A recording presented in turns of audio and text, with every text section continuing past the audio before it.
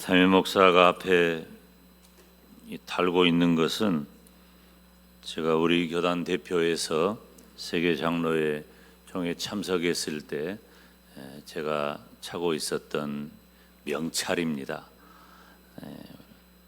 우리 성도님들께 보고하는 의미도 있고 다녀왔다는 그런 말씀에 이 상징이어서 표용을 하고 왔습니다. 할렐루야. 주 예수의 은혜와 평강이 있을지어다. 오늘 말씀은 내 자리를 들고 걸어가라, 이 말씀의 의미입니다. 오늘 설교 굉장히 중요해요. 지금 사복음서에 보면 그리고 요한복음에 보면은 많은 기적이 기록되어 있는데요. 이 요한복음에 보면 사도 요한은 좀 특별한 표현을 합니다.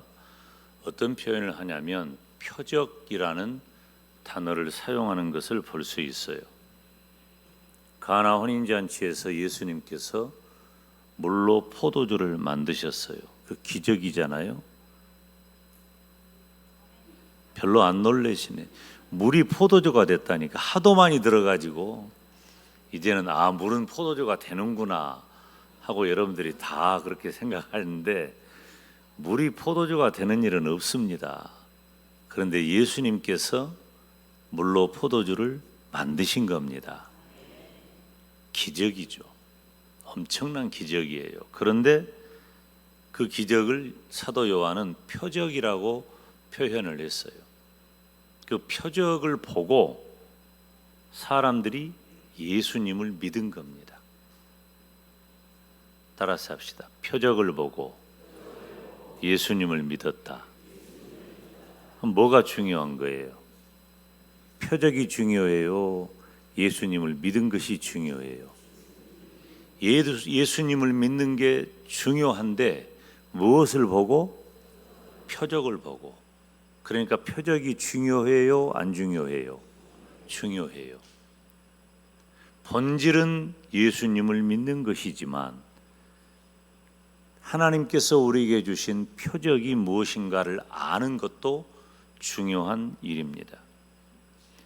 요한복음 2장의 표적이라는 표현, 요한복음 4장 54절 말씀에도 표적이라는 표현, 다 요한복음에는 표적이라는 표현이 등장을 합니다. 지금 담임 목사가 표적이라는 단어를 강조하고 있잖아요. 그러면 이 표적이라고 하는 단어는 다른 말로 표현하면은 심볼이에요. 사인이에요. 사인. 길을 갈 때 우리 눈에 보이는 이정표, 표지판, 이 표적이에요. 표적이라는 원어적 의미가 바로 그런 의미입니다. 우리가 어디를 갔든지 영광으로 다시 돌아오고자 하면은 영광으로 오는 길에 영광 몇 킬로미터 이렇게 남아있는 표지판을 봅니다. 그리고 오른쪽 방향을 가세요. 초록색 선을 따라가세요. 분홍색 선을 따라가세요. 이런 안내문이 나오잖아요. 실제로 도로에 그렇게 그런 색이 칠해져 있습니다. 그 길 따라오는 거예요. 그러니까 표지판이 굉장히 중요합니다. 요즘은 제가 잘 그러지 않지만 과거에 좀 장난꾸러기 기질이 있어서 산에 이렇게 산길을 가다가 아내와 함께 길을 가다가 표지판을 돌려놓는 경우가 있어요. 그러면 아내가 아직도 그런 장난 하냐고 다시 돌려놓곤 한 적이 있는데 뭐 요즘은 그러지를 않습니다. 근데 표지판이 굉장히 중요해요. 그 표지판을 보고 잘 갈 수도 있고 잘못 갈 수도 있기 때문입니다. 그런데 이 표지판이 목적지를 알 수 있고 방향을 알 수 있게 하는 매우 중요해요. 그런데 목적지는 아니에요. 무슨 말씀인지 이해가 되시나요? 영광 50km 남아있으면 영광까지 얼마를 더 가야 해요? 50km를 더 가야 영광이 도착해요. 그런데 그것에 영광이라는 단어를 발견하고 그 표지판을 보고 그 자리에 머물러 있다면 우리는 바본 거예요. 목적지가 아니기 때문이에요. 예수님께서 복음서에 행하신 그 수많은 이적은 표적이에요. 예수님에게로 나아가는 사인이에요. 이정표이고 표지판입니다. 그런데 예수님에게로 나아가는 표적은 사람에 따라서 다양하고 특정할 수 없는 여러 가지가 있어요. 그런데 사람들마다 예수님에게로 나오는 그 표지판에 머물러 있다면 정작 본질인 예수님과는 다른 길을 가는 겁니다. 그래서 예수님을 만나는 것은 표지판이 너무 중요해요. 표적 그 자체를 드러내는데 목적이 있는 것이 아닙니다. 예수님께서 표적을 행하시는 의미가 있는데 한마디로 말하면 요한복음 20장에 이렇게 잘 기록해 두고 있어요. 요한복음 20장 30절 31절 함께 읽습니다. 예수께서 제자들 앞에서 이 책에 기록되지 아니한 다른 표적도 많이 행하셨으나 오직 이것을 기록함은 너희로 예수께서 하나님의 아들 그리스도이심을 믿게 하려 함이요 또 너희로 믿고 그 이름을 힘입어 생명을 얻게 하려 함이니라. 아멘. 그러니까 예수님께서 표적을 행하시는 의도, 예수님께서 표적을 행하시는 의미는 바로 예수께서 하나님의 아들 그리스도이심을 믿게 하려 함이요 또 너희로 믿고 그 이름을 힘입어 생명을 얻게 하려 함이니라. 그러니까 우리를 구원하시기 위해서 우리에게 표적을 주신다는 겁니다. 예수님께서 각각의 사람들에게 필요한 것으로 다 다가가십니다. 우리는 다 예수님을 믿는 성도인데 우리가 어떻게 예수님을 믿게 되었을까요? 각각의 경험이 다 달라요. 나는 할아버지, 할머니 때부터 예수님을 믿었다. 아버지, 어머니가 예수님을 믿었다. 그래서 아들, 딸이 자동적으로, 그래서 손자, 손녀가 자동적으로 예수님을 믿는 겁니까? 그런 일은 없습니다. 믿음의 가문을 이루는 것은 너무나도 중요하고 의미가 있고 가치 있는 일이에요. 그래서 당대에 우리가 예수님을 믿는 것은 우리의 후대가 예수님을 믿는 매우 중요한 접촉점이 되고 표지판이 될 수 있어요. 굉장히 중요한 겁니다. 그런데 할아버지, 할머니가 예수님을 믿는다고, 아버지, 어머니가 예수님을 믿는다고 자동적으로 손자, 손녀가, 아들, 딸이 믿음의 자리에 있다? 그러기 어렵습니다. 여러분, 우리가 예수님을 믿고 구원받는다는 것은 어마어마한 기적이에요. 제 인생에 어쩌자고 예수님을 믿었을까요? 제가 제 생애 가운데 가장 잘한 일, 물론 내가 완벽하게 한 일은 아니에요. 그렇지만 내 인생에 하나님이 나에게 의지의 자유를 주시고 성령께서 감동하여 주셔서 내가 예수님을 나의 구주, 나의 하나님으로 믿고 구원받은 성도가 되었다는 것. 이 김용대라고 하는 개인의 인생에 가장 중요한 일이고 가장 잘한 일이고 가장 복된 일이에요. 그냥 되었을까요? 저도 개인적인 경험이 있고 저만의 특별한 표적을 하나님이 주셨어요. 우리 모두에게도 다 그런 은혜를 주셨습니다. 우리가 그것을 자각하든지 그렇지 아니하든지 정도의 차이는 있지만 오늘 말씀 내 자리를 들고 걸어가라. 이 말씀의 의미가 무엇인지 오늘 예배하는 저와 여러분에게 하나님께서 큰 은혜 주시기를 주님의 이름으로 축원합니다. 첫째, 예수님께서 누구를 보셨느냐 중요해요. 예수님께서 누구를 보셨느냐.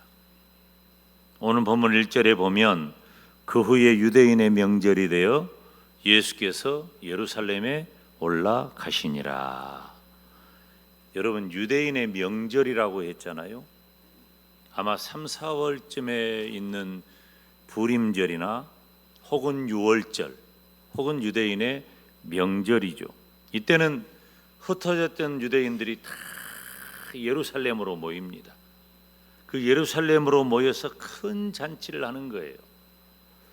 아마 우리 교회 식구들도 한 10여 년 전에 예루살렘에 방문했을 때 그때 그런 경험을 했는데요. 이 통곡의 벽이라고 하는 그 넓은 광장이 있는데 어마어마한 사람들이 모여서 함께 뛰놀고 노래하고 잔치를 하는 것을 경험을 했어요.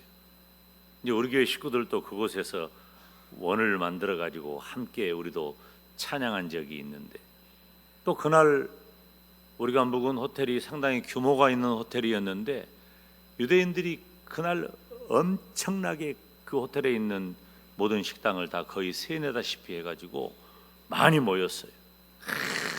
그들이 상을 두드리면서 박수를 치면서 노래하면서 또 혹은 성경을 암송하면서 혹은 그들이 자녀들을 축복하면서 막 이렇게 잔치하는 장면을 보고 야, 장관이다, 그렇게 제가 감탄한 적이 있습니다. 그때는 잔치이기 때문에 사람들이 엄청나게 많이 모여요. 그리고 음식도 풍성하고 노래도 있고 춤도 있고 그리웠던 사람들과의 만남도 있습니다. 그런데 그때 예수님의 시선은 어디로 향하고 있을까요? 예수님의 시선을 오늘 본문 2절 3절에 이렇게 기록하고 있습니다. 함께 읽습니다. 예루살렘에 있는 양문 곁에 히브리 말로 베데스다라 하는 못이 있는데 거기 행각 5이 있고 그 안에 많은 병자, 맹인, 다리 저는 사람, 혈기 마른 사람들이 누워 물의 움직임을 기다리니. 아멘. 1절에는 유대인의 명절이 되어 예수께서 예루살렘에 올라가셨다고 기록하고 있는데 2절 3절에는 방금 제가 말씀드린 그 엄청난 유대인의 명절에 많은 사람들이 모이고 잔치하고 즐거워하고 먹고 마시고 누리는 그곳이 아니라 예수님께서는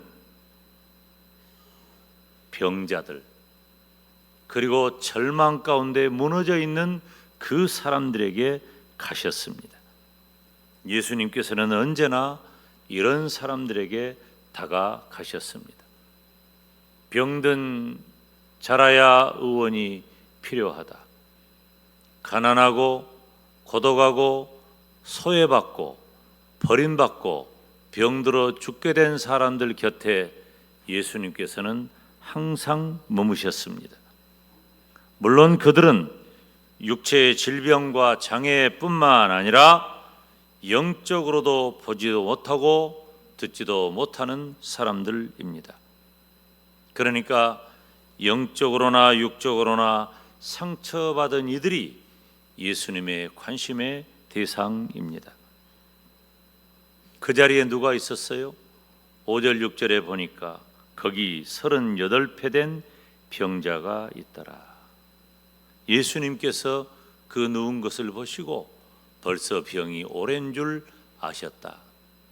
여러분, 38년이면 이 병자의 나이가 몇인지 모르겠지만 거의 평생을 그 자리에 있는 겁니다. 무슨 소망이 있을까요? 38년을 왜 베데스다라는 못에 있죠?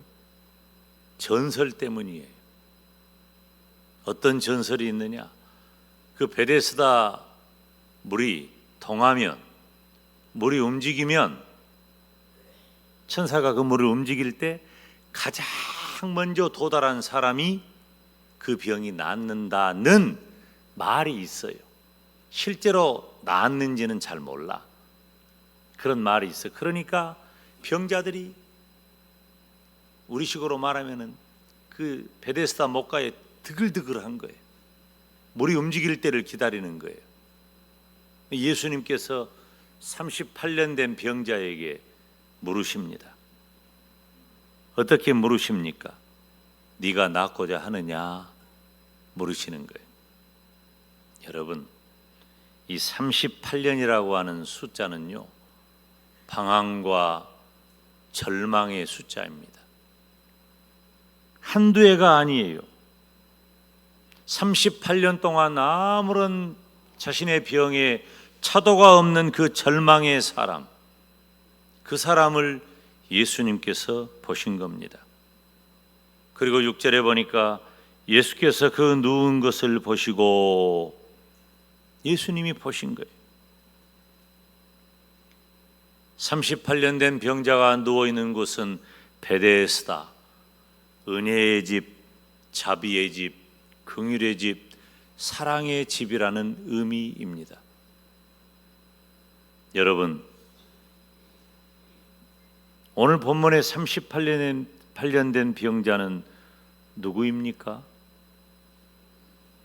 내 자리를 들고 걸어가라는 이 말씀의 의미는 도대체 저와 여러분에게 어떤 의미입니까? 저는 두 가지 의미예요. 첫째는 저를 포함한 이 자리에 있는 우리에게 주님께서 네가 낫고자 하느냐 물으십니다. 주님이 영적으로 우리를 바라보시고 주님이 우리에게 하신 말씀은 네가 낫고자 하느냐 하는 거예요.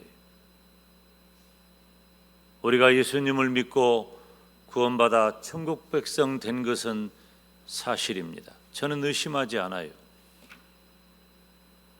그러나 우리의 영적 상태는 어떻습니까? 우리가 구원받아 천국 백성 되었다는 그 사실에만 집중해서 혹 내가 38년 된 병자처럼 절망하고 낙담하고 포기하고 그리고 부정적인 사고에 지배당해 살아가고 있지는 않습니까? 그런 나에게 주님께서 네가 낫고자 하느냐 알고 물으신 거예요. 하나님께서 저와 여러분을 속속들이 알고 계십니다. 나의 상처, 나의 분노, 나의 절망, 나의 고통, 나의 시름, 나의 문제 아시고 네가 낫고자 하느냐 물으시는 거예요. 여러분의 대답은 무엇입니까? 주님께서 네가 낫고자 물으시는데 천사가 내려와서 물이 동할 때 나를 누가 데려갈 사람이 없습니다. 여러분 이 말하고 살고 있지는 않습니까? 우리의 언어는 좌절과 절망과 방황과 실망과 낙담과 분노에 젖어서 하나님이 나에게 주신 영원한 천국의 시민권을 기억하지도 못한 채 38년 동안 자리에 누워서 좌절하고 절망하고 있지는 않습니까? 오늘 말씀의 초점은 우리의 육신의 질병을 치료하는 것이 아니에요. 물론 말씀을 듣는 중에 혹 여러분의 질병이 치료될 수 있다면 하나님이 은혜 주셔서 깨끗하게 다 치료되기를 주님의 이름으로 축원합니다. 의미는 영적인 문제예요. 예수님께서 혹 나를 보시지는 않습니까? 온 세상은 유흥과 향락과 잔치와 폭죽이 터지는, 그래서 우리 하나님께서 기뻐하지 않는 배로 하나님을 삼는 만모니즘에 빠져 있는 그런 시대를 우리가 살아가고 있어서, 그런 시대 가운데 우리가 명예도 권세도 물질도 사회적인 그 어떤 것도 인간적인 그 어떤 것도 내가 다 충족하지 못한 채 좌절하고 절망한 상태에 있다면 우리 주님께서 네가 낫고자 하느냐 나에게 물으시는 겁니다. 사랑하는 여러분, 부족한 종은 지난 주간 미국을 방문하면서 세계 장로교 총회를 금요일까지 마치고 이제 주일날 공식 일정 예배를 인도하고 또 일정이 남아 있는데 토요일 시간이 여유가 있었어요. 나종섭 목사님의 초대를 받았습니다. 이분 우리 교회도 다녀가신 분인데요.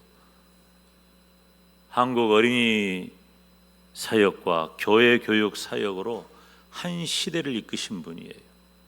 엄청난 역사를 이룬 분입니다. 지금은 그분께서 LA에서 방황하는 청년들 그리고 어려운 형편에 있는 히스패닉을 돕는 사역을 하십니다. 히스패닉이라고 하는 말은 스페인어를 쓰는 사람들이라는 뜻이에요. 굳이 특정한 어떤 나라를 언급하지 않는 것은 자칫하면 그 나라 사람들의 자존심을 상하게 할 수 있기 때문에 굳이 히스패닉이라는 표현을 사용하는 것입니다. 그런데 그분들 중에는 우리도 이민자들이니까요. 우리 민족들도 그곳에서는 우리 이민자들 중에서 주류 사회에 진출하기도 하고 상당히 성과를 얻기도 하고 성공하기도 한 사람이 있지만 그렇지 못한 사람들도 있어요. 그런 것처럼 이 히스패닉들도 주류 사회에 진입하기도 하고 어떤 성공을 거두기도 하고 나름대로 목적을 달성한 사람들도 있지만 상당수의 사람은 어려워요. 그 중에는 집도 없고 먹을 것도 없는 사람이 있어요. 그런데 이 나종섭 목사님이 바로 그분들을 돕는 사역을 하는 겁니다. 그들에게 그들이 좋아하는 커피도 주고 음료도 주고 식량도 주고 그런 일을 하는 거예요. 우리 성도들의 정성 어린 헌금으로 그분들을 함께 도왔습니다. 얼마나 감사한지 몰라요. 여러분, 그분들에게 전해준 것은 그저 한 끼 먹을 음식 정도였지만 한 끼 음식을 전해주는 그 목사님의 마음속에 담겨져 있는 예수님의 사랑이 전해져서 그들이 예수님을 믿고 구원받아 천국 가기를 바라는 그런 소망을 안고 그 일을 하고 있는 겁니다. 사랑하는 여러분, 예수님께서는 병든 그들을 바라보시고 네가 낫고자 하느냐 말씀하신 거예요. 배고픈 그들에게 음료와 커피와 음식을 주면서 네가 낫고자 하느냐 하는 그 주님의 마음을 대신 전하는 것입니다. 우리 주님이 누구를 보십니까? 주님은 지금 나를 보시고 혹 내 주변에 있는 예수님을 만나지 못한 사람을 주님은 보고 계신다는 사실을 기억하시기를 바랍니다. 그래서 나도 예수님을 만나야 하고 내 이웃 중에도 반드시 예수님을 만나야 할 사람이 있다는 것을 깨달아야 합니다. 두 번째로 예수님께서 어떤 말씀을 하시는가? 6절 말씀에 함께 읽습니다. 예수께서 그 누운 것을 보시고 병이 벌써 오래된 줄 아시고 이르시되 네가 낫고자 하느냐. 8절에 시작. 예수께서 이르시되 일어나 내 자리를 들고 걸어가라. 아멘. 예수님이 38년 된 병자에게 물으셔요. 네가 낫고자 하느냐. 지금 이 38년 된 병자는 절망에 이미 익숙한 사람입니다. 누구도 거들떠보지 않아요. 그래서 그 입에서 나오는 말은 나는 안 됩니다, 그 말이에요. 지금 예수님께서 네가 낫고자 하느냐 그러면 예수님이 누군 줄 알았으면 저 낫고 싶습니다, 낫게 해주세요 이러면 될 일인데 그 말을 못하는 거예요.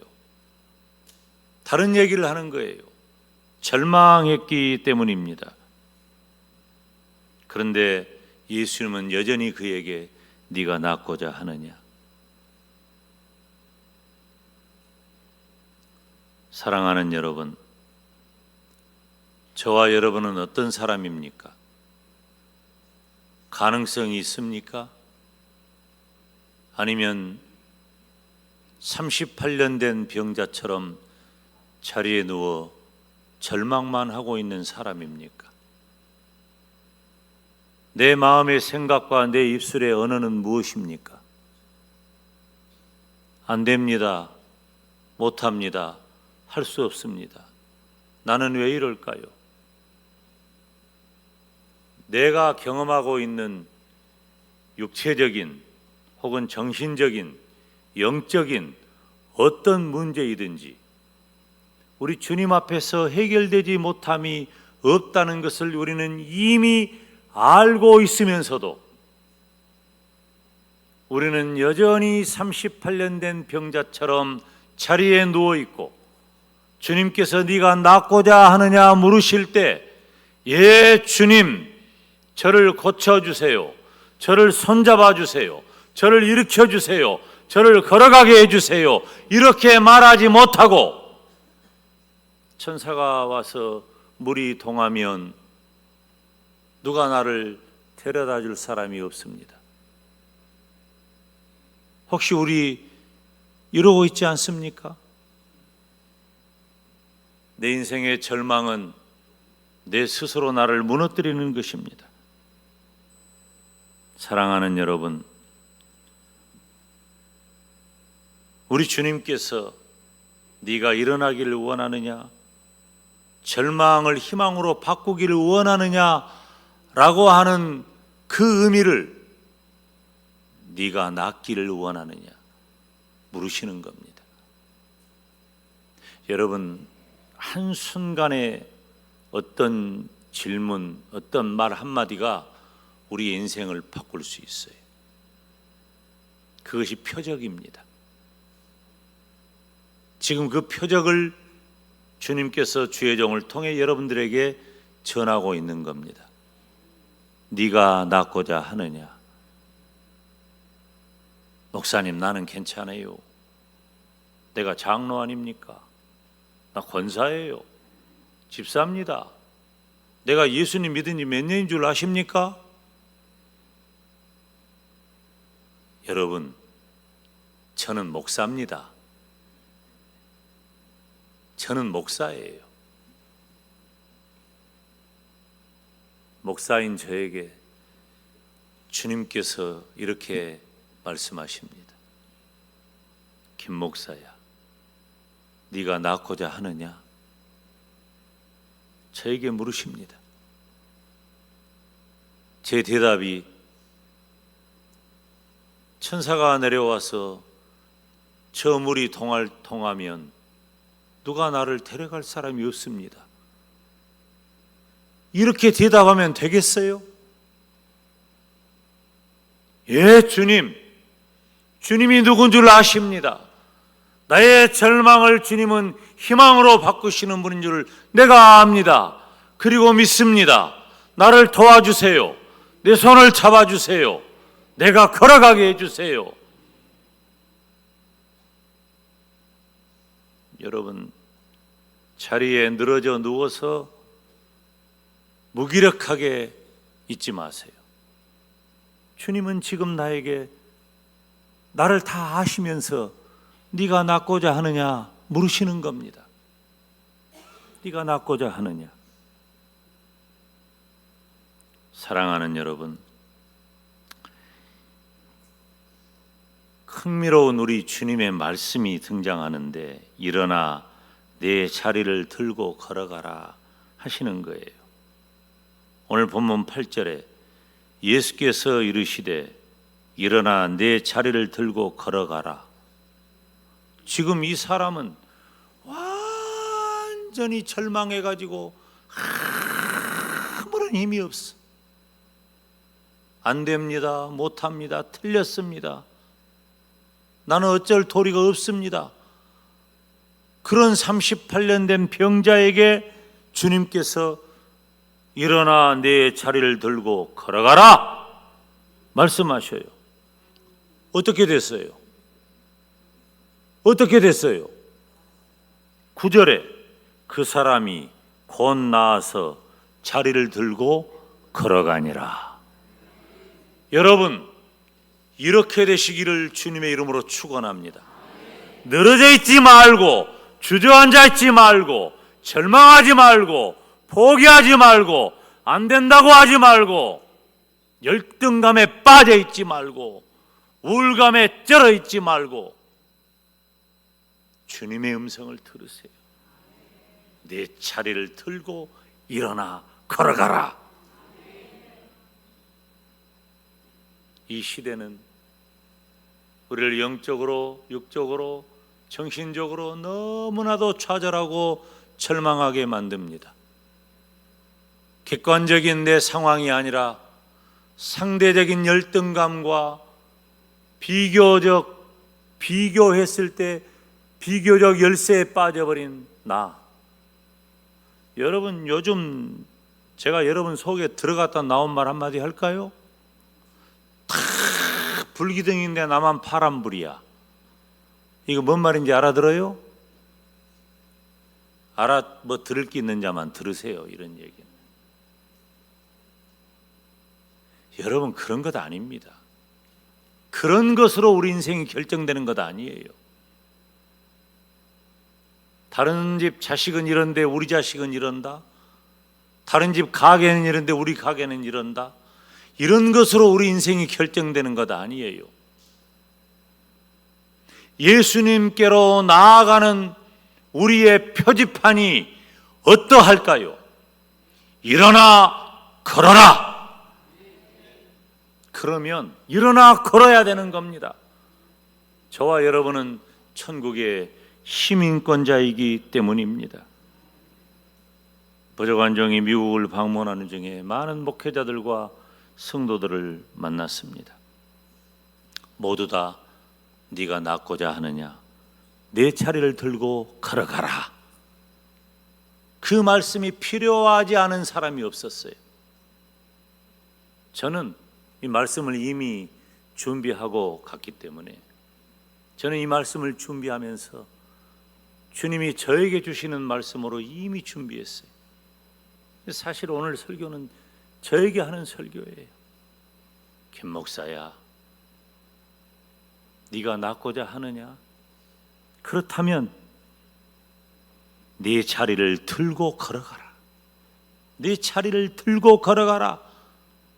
여러분, 이 말씀의 의미를 잘 붙잡으시기를 주님의 이름으로 축원합니다. 이것이 표지판이에요. 좌절하고 절망하고 낙심하고 언제까지 그 자리에 누워 있을 겁니까? 사랑하는 여러분, 내가 무슨 이유에서든 베데스다 목가에 꼼짝 못하는 병자와 같다면 자리를 들고 걸어가야 할 줄로 믿습니다. 또 한 가지, 내 주변에 그런 사람이 있다면 나를 걸어가게 하신 그 예수님을 말해 주어야 합니다. 내 자리를 들고 걸어가라. 나에게도, 그리고 내가 사랑하는 어떤 사람에게도 필요한 이 시대에 주신 주님의 말씀입니다. 무기력하게 누워있지 말고 지쳐 힘들어하지도 말고 일어나, 일어나, 일어나, 일어나 걸어가시기를 주님의 이름으로 축원합니다. 기도하겠습니다.